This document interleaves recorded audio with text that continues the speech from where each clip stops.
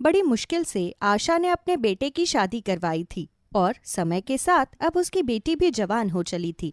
सबकी नजर बस आशा की बेटी ममता पर थी।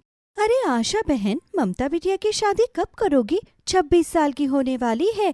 अरे लड़की की शादी उसकी उम्र से हो जाए तो ही ठीक होता है, वरना अगर लड़की की उम्र ज्यादा हो जाती है ना तो लड़के मिलना भी मुश्किल हो जाता है।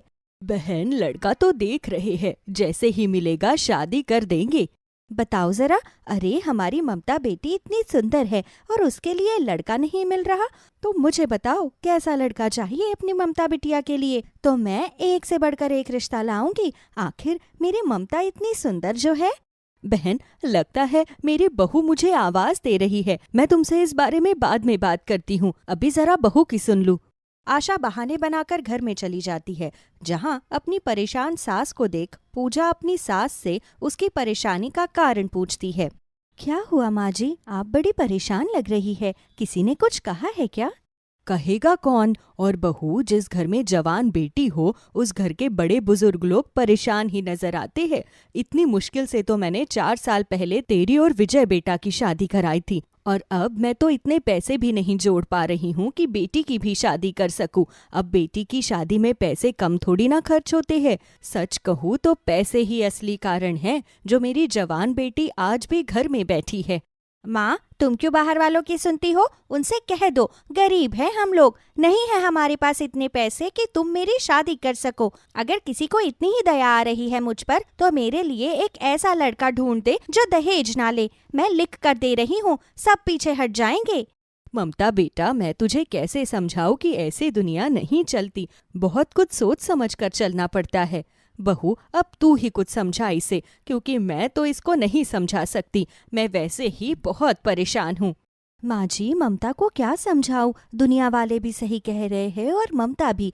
देखिए ना, वो खुद भी बहुत परेशान है। और मेरी मानो तो आप रिश्ता देख लो शादी के लिए, कहीं ना कहीं से पैसों का इंतजाम हो ही जाएगा।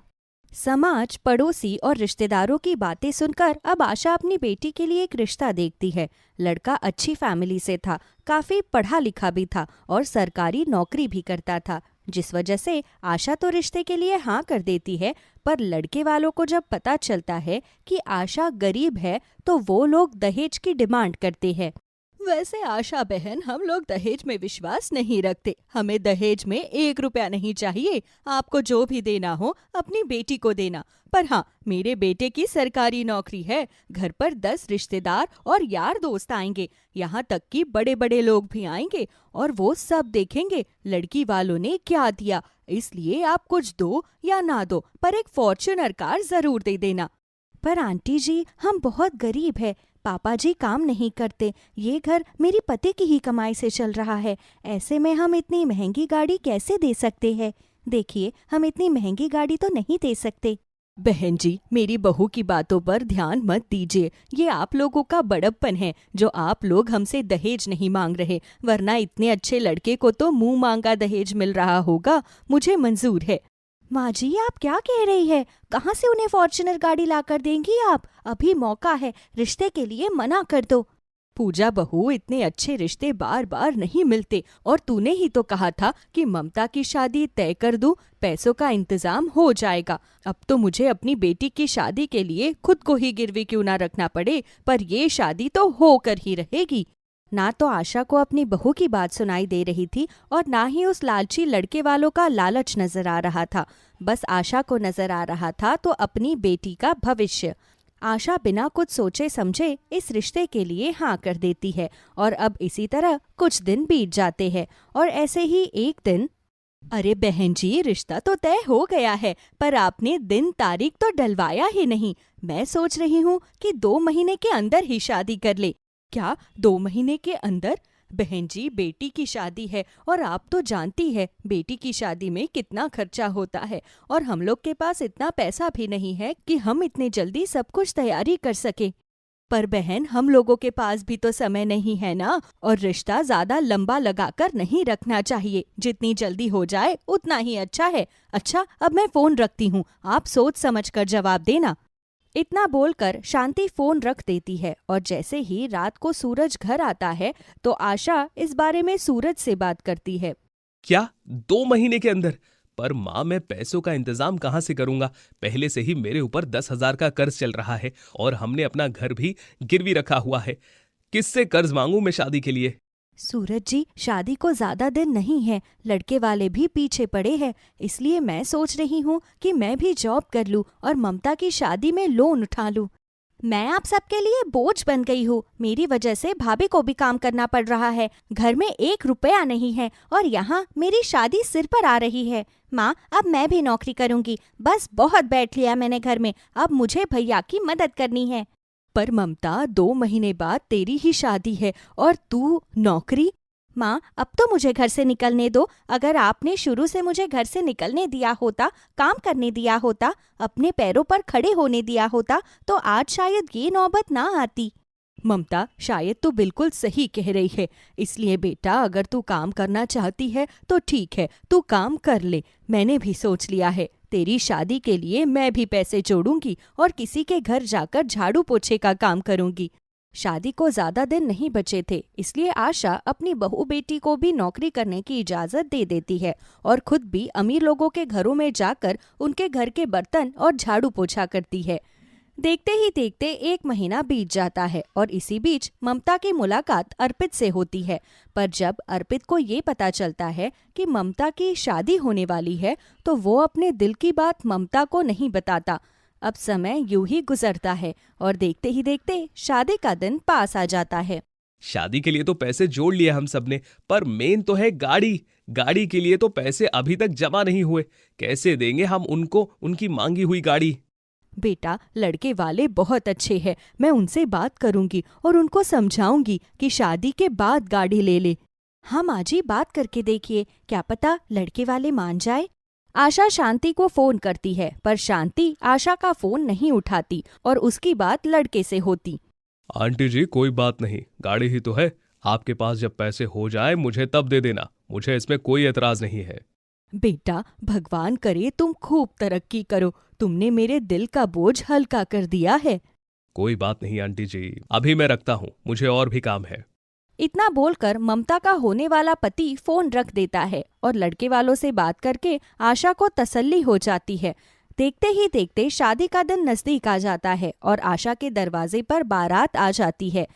माँ जी, बारात आ गई है, मैं बारातियों का स्वागत करके आती हूँ। आप जब तक देख लो ममता तैयार हो गई या नहीं। और सूरज जी, आप देखिए ना, मेहमान आ चुके हैं, इसलिए घर में खाने पीने का इंतजाम देख लीजिए एक बार, किसी को किसी चीज की कमी ना हो। इतना बोलकर पूजा बारातियों का स्वागत करती है, पर शांति का मुंह बन जाता है और वो गली में लगा टेंट और खाने में सिर्फ 2-4 आइटम देखकर मुंह सड़ा लेती है और आशा से कहती है, अरे बहन, क्या आप लोग सच में इतने ज्यादा गरीब है कि आप लोगों ने एक बैंक्वेट तक बुक नहीं किया? अरे, अब गली में कौन शादी करता है? भूल गए क्या, मेरे बेटे की सरकारी नौकरी है। सोचा भी है हमारे मेहमान ये सब देखकर क्या सोचेंगे। हमने आपसे जबकि दहेज में भी कुछ नहीं लिया, फिर भी आपने इतनी कंजूसी की। और मेरी फॉर्च्यूनर गाड़ी कहाँ है? एक ही चीज की तो आपसे मांग की थी, वो भी अब तक आपने नहीं दी। शांति बहन, आप तो हमारी गरीबी जानती है ना। इन सब चीजों का इंतजाम भी हमने बड़ी मुश्किल से किया है। और रही गाड़ी की बात, तो मैंने आपके बेटे से बात कर ली थी, हम गाड़ी आपको शादी के 1-2 महीने बाद दे देंगे। क्या? शादी के 1-2 महीने बाद? अरे बहन, तुमने तो मेरा विश्वास ही तोड़ दिया। अब मुझे तुम पर विश्वास नहीं है। अब तो शादी तभी होगी जब हमारे घर के बाहर गाड़ी खड़ी होगी। शांति कुछ नहीं सोचती और भरे मेहमानों के बीच आशा के इंसल्ट करके बारात वापस ले जाती है। ये सब देखकर आशा फूट फूट कर रोने लगती है और ममता फैसला करती है कि अब वो कभी शादी नहीं करेगी। पर तभी अर्पित वहां आता है और सभी से कहता है, कितने लालची परिवार वाले हैं आंटी जी। भैया जी, भाभी जी, आप सब रोइए मत। अच्छा हुआ जो ये रिश्ता टूट गया। अगर शादी के बाद उनकी सच्चाई का पता चलता तो सोचो ममता पर क्या बीतती। और रही शादी की बात, तो ममता की शादी आज ही होकर रहेगी। मैं करूंगा ममता से शादी और मुझे कुछ नहीं चाहिए सिवाय ममता के। ममता, क्या तुम जिंदगी भर मेरा साथ निभाओगी? जब ममता के परिवार को संभालने के लिए कोई नहीं होता तो अर्पित जाकर ममता का हाथ थामता है। इसलिए ममता भी इस रिश्ते के लिए मना नहीं करती और अर्पित से शादी कर लेती है। इस तरह एक गरीब ननद की शादी उसी दिन उसी तारीख पर होती है और बहुत ही सिंपल तरीके से अर्पित शादी करके ममता को अपने घर ले जाता है और उसे जिंदगी भर की सारी खुशियां देता है। रिया अपनी माँ सीता के साथ बाजार गई हुई थी। तभी उसको उसकी पुरानी दोस्त मिलती है। अरे रिया, तुझे देखकर बहुत खुशी हो रही है मुझे। हाँ राधा, तो बिल्कुल सही कह रही है। मुझे भी तुझे देखकर बेहद खुशी हो रही है, लेकिन मैं तुझसे नाराज हूँ। अरे जब से तेरी शादी हुई है तब से तो तू मुझे भूल ही चुकी है। ना तो शादी में बुलाया और ना ही शादी के बाद कोई कांटेक्ट रखा। जा, मुझे तुझसे बात ही नहीं करनी। अब क्या बताऊँ रिया, तू तो जानती ही है ना फैमिली कंडीशन। बस इसीलिए मैंने तुझे अपनी शादी में नहीं बुलाया। उसके लिए दिल से सॉरी। ये बता, तू शादी कब कर रही है? लगता है तूने मुझसे सवाल ही गलत कर लिया है राधा। तू ऐसा क्यों कह रही है रिया? वो इसलिए राधा, क्योंकि मेरी हाइट छोटी होने के कारण लड़के वाले मुझे रिजेक्ट कर देते हैं। और तू तो जानती ही है कि हर इंसान को परफेक्ट लड़की चाहिए होती है, जो शायद मैं नहीं हूँ। ये तो कैसी बातें कर रही है? अपने आप को इस तरह कभी गलत मत बोला कर। खुद को तो तू परफेक्ट समझ और खुद से ये कह कि यू आर द बेस्ट। अरे भले ही तेरी हाइट कम है, लेकिन तू बहुत सुंदर है। तेरे अंदर गुण भी बहुत अच्छे हैं। इसलिए तो खुद को किसी भी दूसरे इंसान से कंपेयर करना बंद कर दे। अगर ऐसी बात है बेटा, तो तू ही इसके लिए लड़के ढूंढ दे। अगर तेरी नजर में कोई ढंग का लड़का है तो जरूर बताना, ताकि तेरी सहेली का भी घर बस सके। जी आंटी जी, मैं जरूर रिया के लिए लड़के ढूंढूंगी। अच्छा आंटी जी, मैं चलती हूँ। और हाँ, हो सके तो ऑनलाइन रजिस्ट्रेशन कर लेना, क्योंकि आजकल शादी के ऐप बहुत सारे आ गए हैं। अगर आप वहाँ भी लड़के सर्च करें तो आपको आसानी से मिल जाएगा। इतना बोलकर राधा वहाँ से चली जाती है। लेकिन राधा की बात रिया की माँ सीता के दिमाग में छाप छोड़ जाती है और जब वो अपने घर जाती है तब इस बारे में सीता अपने पति से बोलती है। अजी, मैं क्या कह रही थी कि अपनी बेटी रिया के लिए कोई लड़का तो मिल ही नहीं रहा, तो क्यों ना हम शादी.com से अपनी रिया के लिए लड़का देखें। वहाँ पर अच्छे अच्छे घर के रिश्ते आते हैं और कोई फेक रिश्ता भी नहीं होता है। तुम पागल हो गई हो क्या? मैं ऑनलाइन अपनी बेटी की शादी किसी ऐप से नहीं करवाऊंगा, समझी तुम? और वैसे भी मैंने अपने एक दोस्त से अपनी बेटी रिया के लिए बात की है। उसका बेटा यूके से पढ़कर आ रहा है। उन्हें किसी चीज की कमी नहीं है। और तो और सबसे बड़ी बात तो यह है कि उन्हें हमारी रिया पसंद भी है। तो कब आ रहे हैं आपके दोस्त हमारी रिया को देखने? बस अगले 2 दिन बाद उनका बेटा रोहित आ जाएगा और अगले हफ्ते वो हमारे घर आ जाएंगे। इतना बोलकर राघव अब वहाँ से चला जाता है और इस बात से खुश सीता कि अब उसकी लड़की की शादी हो जाएगी, वो अपनी बेटी के पास जाती है और सारी बात बता देती है। ऐसे ही अब 1 हफ्ता गुजर जाता है और 1 हफ्ते बाद राघव के घर राघव का दोस्त आता है और अपने बेटे का रिश्ता रिया से पक्का कर देता है। और इस समय रिया को ये पता लगता है कि उसकी देवरानी कोई और नहीं बल्कि राधा ही है। अब सहेली उसकी देवरानी थी, ये सुनकर रिया बेहद खुश हो जाती है और इस तरह रिया के घर में खुशियां मनाई जा रही थी। तो वहीं दूसरी तरफ राघव के दोस्त के घर में बवाल मचा हुआ था। पिताजी, आपने क्या सोचकर मेरी शादी उस बोनी लड़की से फिक्स करवाई? आपने मुझसे पूछा क्या कि मैं क्या चाहता हूँ? मैं उससे शादी करना चाहता हूँ भी या नहीं? देख रोहित, मैंने अपने दोस्त को जुबान दे दी थी कि अगर मेरे बेटे यानी तेरी शादी किसी से होगी तो वो तेरी बेटी से होगी। इसीलिए अब तुझे ये शादी करनी पड़ेगी। जेठ जी, रिया मेरी सहेली है। वो बिल्कुल मेरी तरह है, संस्कारी, सुंदर और गृहस्थी वाली। रोहित कुछ नहीं बोलता और वहां से चला जाता है। लेकिन अपने जेठ का ऐसा बर्ताव देख राधा अपनी सास सुमित्रा से सवाल करती है। माँ जी, जेठ जी का जिस तरह व्यवहार है, क्या वो शादी नहीं करना चाहते या फिर वो किसी और को पसंद करते हैं? अगर वो किसी और को पसंद करते हैं तो आप उनकी शादी उसी लड़की से क्यों नहीं करवा देती? देख बहू, सच कहूँ तो ये शादी क्यों नहीं करना चाहता मुझे भी नहीं पता, लेकिन हाँ, मैं इतना जरूर जानती हूँ कि मेरा बेटा किसी और लड़की को पसंद नहीं करता। अगर वो पसंद कर रहा होता तो हम पहले ही उसकी शादी करवा देते, लेकिन वो तो शादी ही नहीं करना चाहता। तभी तो मुझे विनोद की शादी तुझसे करवानी पड़ी। लेकिन अब जब लोग 10 तरह की बातें बना रहे हैं, इसलिए ना चाहते हुए भी मुझे अपने बेटे रोहित की शादी करवानी पड़ेगी। आखिर जेठ जी ये शादी करना क्यों नहीं चाहते? ये सवाल तो अब खुद जेठ जी ही देंगे। इतना बोलकर राधा अपने कमरे में चली जाती है। समय गुजरता है और गुजरते समय के साथ अब घर में शादी की जोर शोर से तैयारी चालू हो जाती है। लेकिन रोहित इस शादी से राजी नहीं था। रोहित के चेहरे पर जरा भी खुशी नहीं थी। ये देख राधा अपने जेठ के पास जाती है और उससे कहती है, जेठ जी, मैं देख रही हूँ कि आप इस शादी से जरा भी खुश नहीं हैं। क्या मैं जान सकती हूँ कि आप इस शादी से खुश क्यों नहीं हैं? राधा, मुझे इस बारे में कोई बात नहीं करनी, क्योंकि घर में उम्मीद नहीं बल्कि मम्मी पापा की चलती है। इसीलिए इस घर में वही होता है जो माँ पापा चाहते हैं। लेकिन भैया, सच कहूँ तो मैंने आपको अपना बड़ा भाई माना है और एक छोटी बहन होने के नाते मैं अपने बड़े भाई की परेशानी जानना चाहती हूँ कि आखिर ऐसी कौन सी बात है जो आप शादी नहीं करना चाहते। राधा की बात सुनकर रोहित की आंखें भर जाती है और वो अपनी नम आंखों से राधा को सारी बात बताते हुए कहता है, तुम्हें सच जानना है ना राधा? तो सुनो, आज से कई साल पहले मेरी एक गर्लफ्रेंड थी।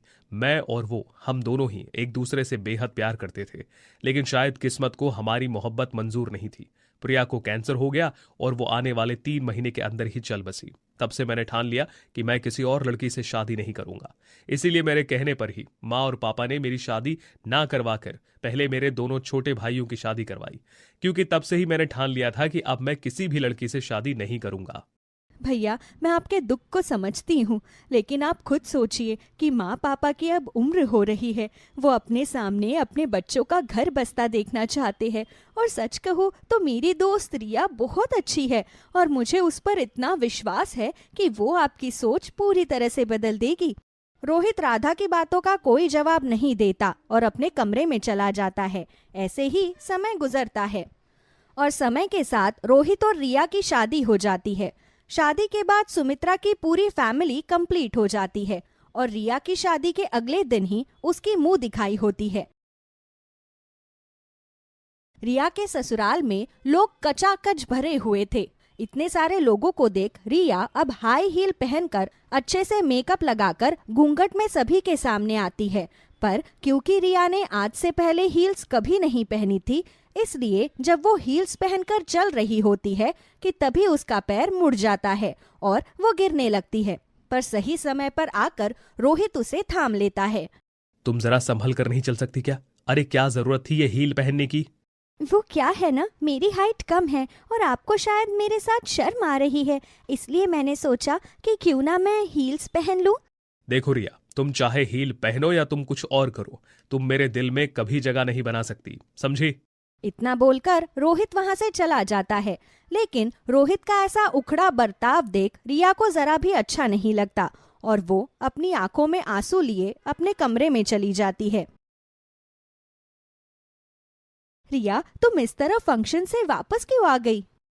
अब क्या बताऊं राधा, जिस इंसान के लिए सजना संवरना होता है वो इंसान तो मुझे देखता तक नहीं, सिर्फ इसलिए क्योंकि मेरी हाइट कम है।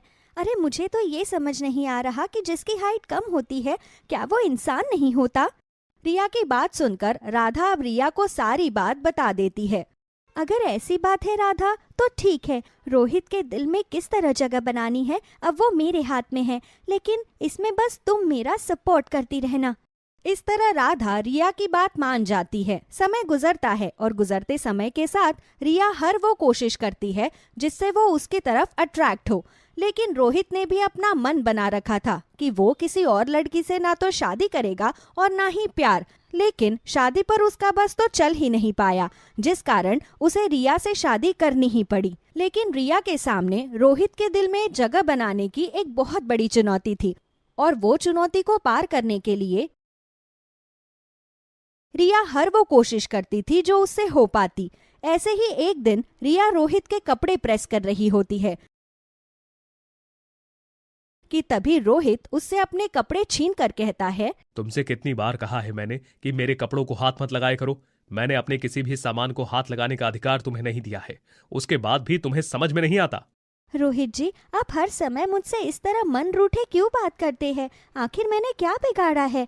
माना कि आपकी शादी उससे न हो सकी जिसको आपने पसंद किया था, लेकिन अब आप इस बारे में तो सोचिए कि अभी आपके जिससे शादी हुई है वो भी सिर्फ आपकी ही है, उसके पास आपके अलावा कोई भी नहीं है। लेकिन फिर भी अगर आपको ऐसा लगता है कि मैं आपके और आपके फैमिली के लायक नहीं हूँ तो ठीक है, आज शाम को ही मैं ये घर छोड़कर चली जाऊंगी। इतना बोलकर उदास रिया उसके कपड़ों को वहीं छोड़कर चली जाती है। रिया की बात सुनकर रोहित भी अब चुप्पी साध लेता है और चुपचाप वो शाम तक रिया को देखता है कि वो किस तरह अपनी माँ और बाकी के घर वालों का ख्याल रख रही है। ये देख कहीं ना कहीं अब रोहित के मन में रिया के लिए प्यार पनपने लगता है, लेकिन रोहित ने रिया को अब तक रुकने के लिए कहा नहीं था। इसलिए शाम को जब रिया अपना सामान पैक कर जाने लगती है तब रोहित उसे रोक लेता है और उसे वादा देता है कि वो उसे अपनाने की पूरी कोशिश करेगा।